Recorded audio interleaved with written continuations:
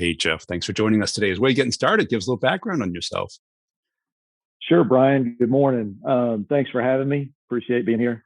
Um, my name's Jeff Morton. I'm with Polytech Services.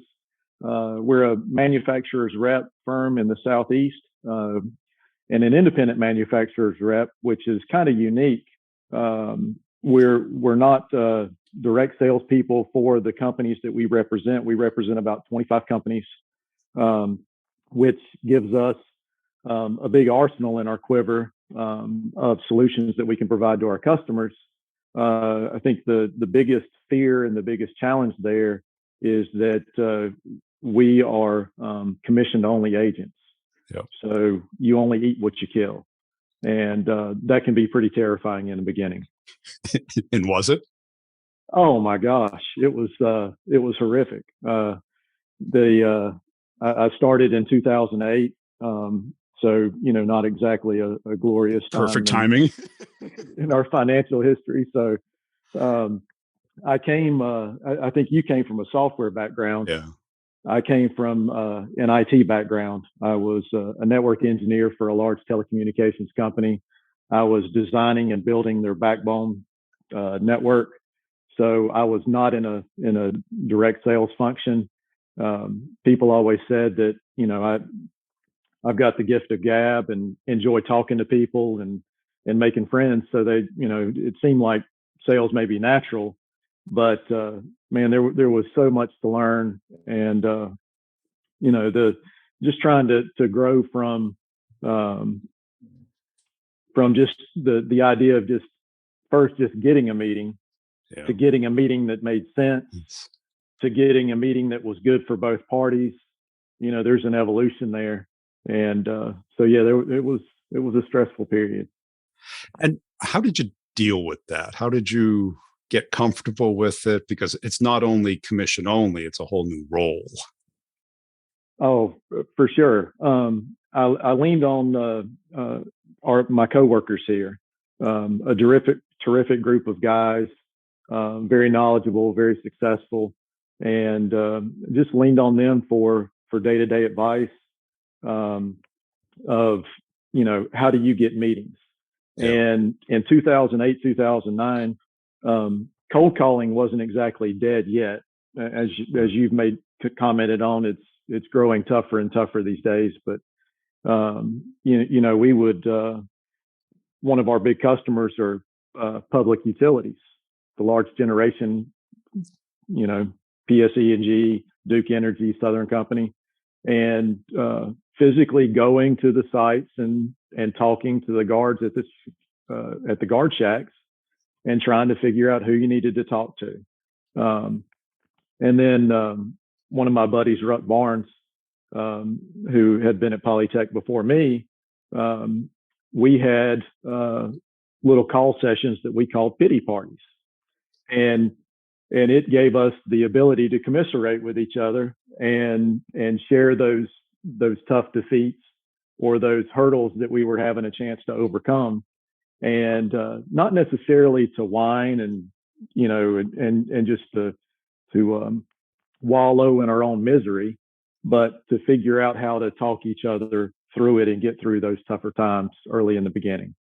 And how long did it take before you felt at home that sales was the right thing for you and this manufacturer's rep model was a good place to be?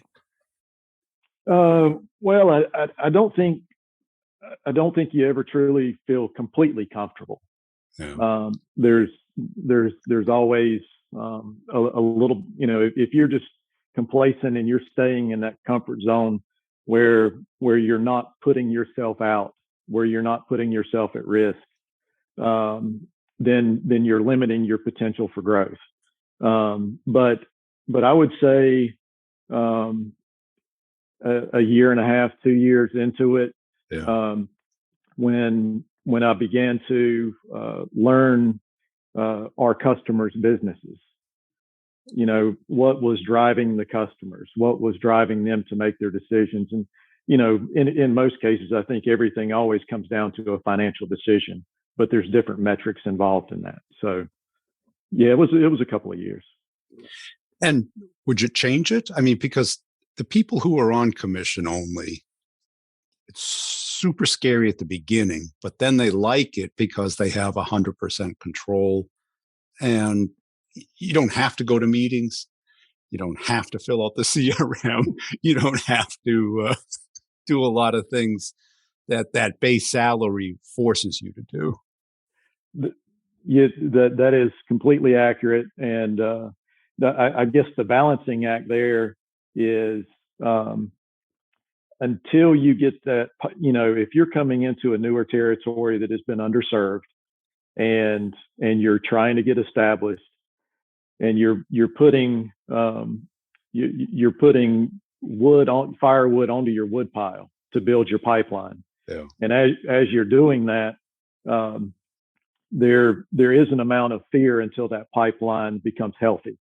And I think just recently you posted about being emotionally tied to a sale. I think that can be detrimental in the early stages because just like an athlete that's pressing, or somebody that's let's just say trying too hard because you've got to book this job in order to put that firewood on the wood pile. You just try too hard, you're unnatural.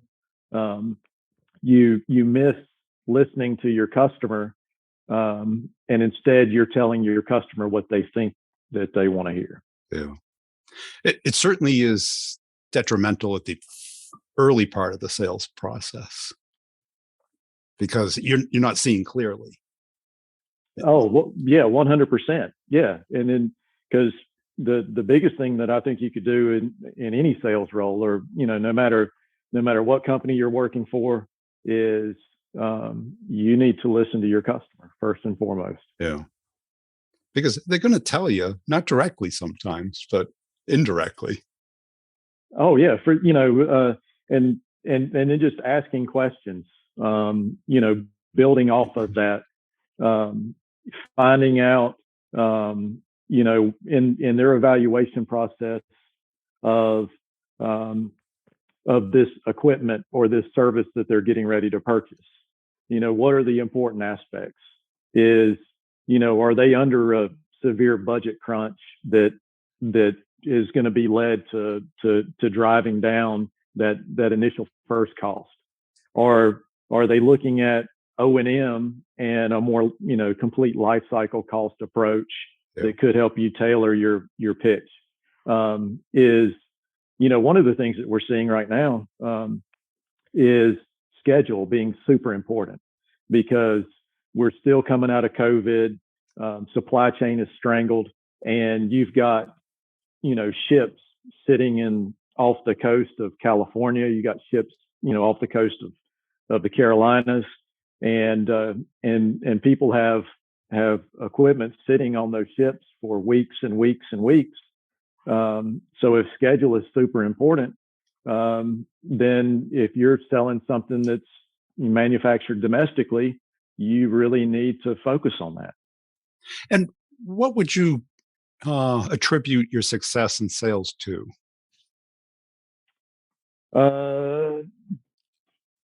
Empathy, listening to people, not treating.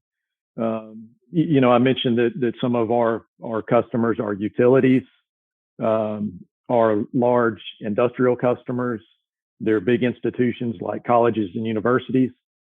And there's a limited number of those in my territory. So I've got to do as much as I can to service those customers and be sure that they know that if they partner with me and any one of my 25 principles, that we're going to do everything that we can to make it successful. Yeah. And is that what empathy means to you, to be able to see it from their perspective? Or yes. Yeah. And is that something you've had before you got into sales, or was this something you had to learn the hard way? A little of both. Yeah, I think that I did have some, but really had to focus on better understanding that at the end of the day, I'm working with customers that are trying to do their job. Yeah. And yeah, it's my job to sell them stuff, and I don't hide that. And they know that, at the end of the day, I'm trying to sell them something. But it's all about helping them meet the goals of their business. And what kept you in the manufacturer's rep model versus a vendor pulling you? I'm sure you got calls all the time, right? Because you've been there long enough. You've got tenure, you got knowledge in the territory, you got relationships that are established. That's all valuable. It certainly is, yeah, and you're absolutely right. I mean, with a good agent like that, it's your Rolodex of people and your knowledge of the industry can be super valuable to a lot of different companies. I really appreciate the folks that I work with, and they have given me an opportunity to be a junior partner with an equity stake in the company, which means the world, because you're still doing well. You're still eating what you kill, putting that firewood on the pile, but you're also benefiting from the profitability and the health of the company, and it's nice to have that on the horizon. How do you manage you get 25 companies in your portfolio, and people say, so, hey, so what do you do, Jeff? Well, I do 25. Right? Yeah. How do you answer that without overwhelming them? And how do you get them to engage in what they're really facing? You mean from a customer perspective, Brian? Yeah. Yeah. Because I'm sure you go in and the immediate question is, so what do you guys do?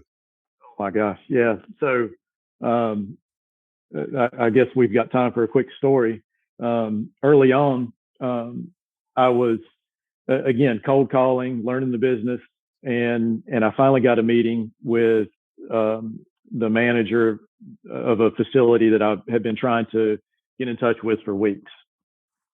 And I was so excited that I got the meeting. I show up, and I've got my line card of 25 companies and their logos and the bullet points of what they do. And as soon as I sit down in his office, his phone is ringing off the hook. Yeah. And he's like, hey, I'll call you back. Hey, I'll call you back. And you could, it was obvious looking back that this man was under a ridiculous amount of pressure that day. He had a lot going on, but I was so excited to be able to walk him through my line card that I just kept exhaustively, just, like reading a PowerPoint. I was, we do this, we do this, we do this, we do this. And then the phone would ring. Needless to say, finally, I got to the last thing. And I had taken 25 minutes of this man's time reading my line card. Yeah. And I had no idea what I was supposed to focus on. I was just reading. And he finally looked up from his computer and he looked over at me and he goes, "Are you still here?" And I was crushed. How do you handle that objection? And yes, sir, thank you. and I retreated. Yeah. And I realized that I was throwing everything at him instead of letting him know a more focused approach of how we could assist him. Yeah. And also recognized that in the early stages of those cold calling efforts, that going directly to the manager was probably not the best course of action. Yeah. Maybe I should have baby stepped in with a couple of his lieutenants. But yeah, you recognize that you made a mistake, and I followed up with meetings with the folks that worked for him, and eventually got back in front of him, and then we focused on the product that they needed at the time that they would benefit from the most, and that was much more well received. So is your strategy today to try and find the person that has the problem that you solve and work your way up and around? Yeah, absolutely. And and being in the business for a little bit longer, you continue to leverage your network as much as possible, to make those initial meetings as painless on both parties as possible. And Yeah, go ahead. because that's it. Because I've worked with companies, big portfolio companies and they do that. They do this is our update in our portfolio. And then the client is responsible for bridging what they need to what you have, instead of the sales rep bridging what the customer needs to what they can do to help. Right. And in a lot of cases, we try to leverage successes that we've had with other customers, Yeah. and then you look for similar circumstances within your region, and figure out how to connect with the person that's in that similar position, and say, hey, Amy, the reason that I'm reaching out to you is to share what we did right down the road, and that's normally much easier to pitch, because you're already aware, you've done your research, you've done your homework, and it gets straight to their pain points, rather than the mistake that I made on some of my first meetings, just going in and reading my line card. Yeah. And what do you see people doing wrong that you compete against? Because I'm sure you're in a competitive space, right? Ultra competitive. Yeah.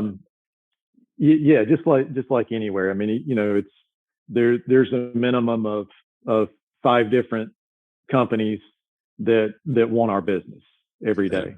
Yeah. I think some of the things that come to mind are negative selling. Trying to point at or just point out all the bad things about the other companies, and that's never a good thing to do in any field. Some of the things that are not well received are brute force marketing. If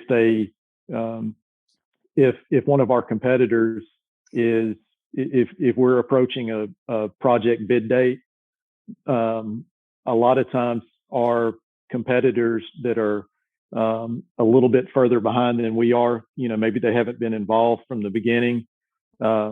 The relentless calling. Hey, the other guys. Hey, I'm just checking in. Hey, I'm checking in. Hey, I'm checking in.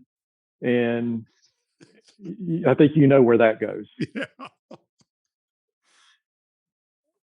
And how do you keep that communication away from the just checking in, but keep it open and honest and progressive? Because I think too many reps, they try and race to the point of here's the proposal. And then they check in until they either get an order or the person won't call them back. For sure. I'm a huge believer in, especially with the 25 companies. It's hard for me to build and pass credibility to all 25. My customers will trust me enough to give me a meeting, but then I have to help build the credibility of that company that we rep. One way that I like to do that is again, back to the leverage part. If you've got successes locally or nearby or within that same company, just in a different division or in a different facility, I always offer references, but I take it a step further, because it seems like when you offer those references, it's like, okay, they're doing business over here. That's great. Right. We're different. And we're different, but they also never follow up. Right. Yeah. You can't get them. Not always. Yeah. So I'll offer the reference and then say, when are you available next week? Give me 2 time slots and I'm going to set up a meeting to put the 2 of you together. Yeah. Or when are you available I'm gonna set up a tour of their facility. You can go see the equipment, and you can talk to the owner, and build your own experience from it. Connect the two. Because that is the most powerful kind of proof of concept, right? Because if you give them the equipment, there's the learning curve, the integration, the misunderstanding, all the stuff that can go wrong with it. What you want is to show them where they get the outcome that they're supposed to get from it. Absolutely. Yeah. And back to the 25 companies, one of the terms that we use, just to be able to make it through a day is, I'm an inch deep and a mile wide. I know a little bit about a lot, instead a lot about a focus. I'm not a product manager. Right. That would be extremely hard to do. So being able to share that credibility from a previous customer, and pass that along to new and potential customers, has been really beneficial in our business. And do you have a particular mindset about how you go about your territory? Because the good part about a manufacturer's rep is you can be the go-to guy for a category of issues instead of the go-to guy for one product that most reps are. It gives us, instead of having one arrow in our quiver, we have 25 arrows in our quiver. And it gives us the ability to stay in front of those decision makers, those customers, because we may help them 1 year with one product, and 2.5, 3 years later, we'll help them with another project. In general, attacking a territory, I think the biggest thing is you've got to be careful of ADD. You've got to be careful of chasing that shiny object. And, because you can, again, inch deep and a mile wide, you can spread yourself in too many different places and miss capturing those larger opportunities that you really need to focus your efforts on. And how long did it take you to get that? Because that's a hard learned lesson. Because early in your sales career, as long as you're busy, you feel like you're effective or you're working hard, right? Oh, complete. Yeah, it is. It is a daunting task, and it can still cause problems, even as you've your calendar gets full. You've got to be able to try to identify those pie in the sky, never going to happen opportunities. But certainly, early on, I would say, it took me a couple of years just to get comfortable, but I was still very excited to have 3 or 4 meetings on my calendar per day. Yeah. Even though nothing may come from those meetings, I was just super excited just to be able to say that I was visiting people. And how long did it take before you were like, you left the meeting and go, that was a waste of time? That was just, I would have been better off watching on TV than going into that meeting. Yeah. Another episode of The Office in the parking lot. Yeah. Yeah, 4 or 5 years. It was not easy to identify and vet those opportunities early enough. Now, if in just talking and sharing, and the other good thing about the more experienced folks that I work with here, that early on they would not discourage, because they knew of the evolutional cycle that a salesperson goes through. Yeah. And they didn't want to discourage that cold calling effort and that knocking on the door effort.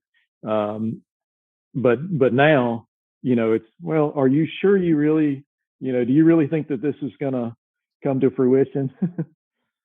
Right. Because, utilities and big companies, sometimes the people are just lonely, right? They just want somebody to talk Yeah, and a visitor who thinks they're the world of them and will listen to them like they're spewing gold is an entertaining event. it certainly is. Yeah, the consultants are the ones that really milk us dry. Um, Oh yeah, the consultant that is working on behalf of the owner, yeah, uh, and you know, they're always in their home office. They're always available, and they're always looking to make another pitch to somebody. yeah.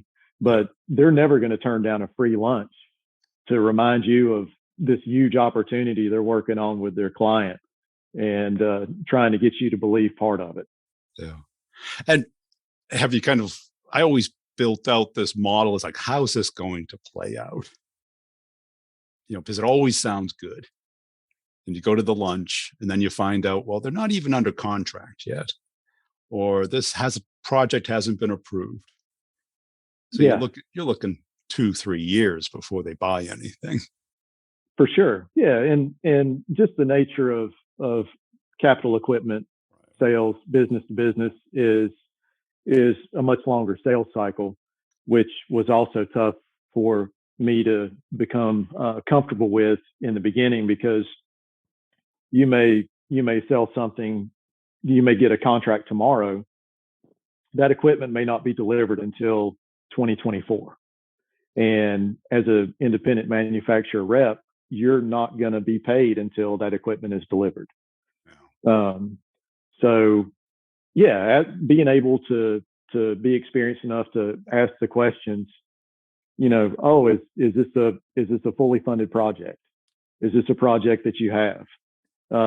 Why is your client doing this?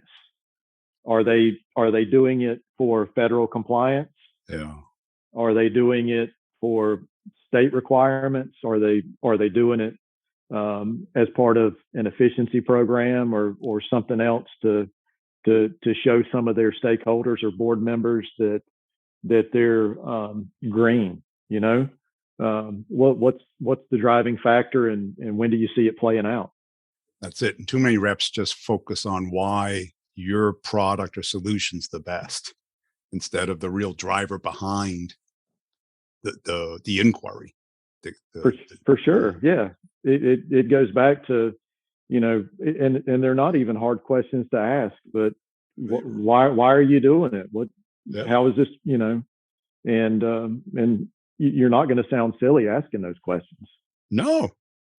And it's really surprising if they don't know, or there's because they're not thinking that far ahead. They're just happy to be under contract Yeah, or have a project. for sure. Yeah, and when you ask those questions, you mentioned somebody not being sure. If you ask somebody a question about a project and they're not sure about it, then that may mean that they're not the real decision maker. That's for sure. Cool. Hey, Jeff, I really appreciate your time today. Where can people go to connect and follow you? Sure, I'm on LinkedIn, uh, Jeff at Polytech Services. Our website for our company is polytechservices.com, and we're operating in basically the Southeast, the old ACC and SEC conference, Virginia to Florida over to Mississippi, and working in heavy commercial and industrial and utility space.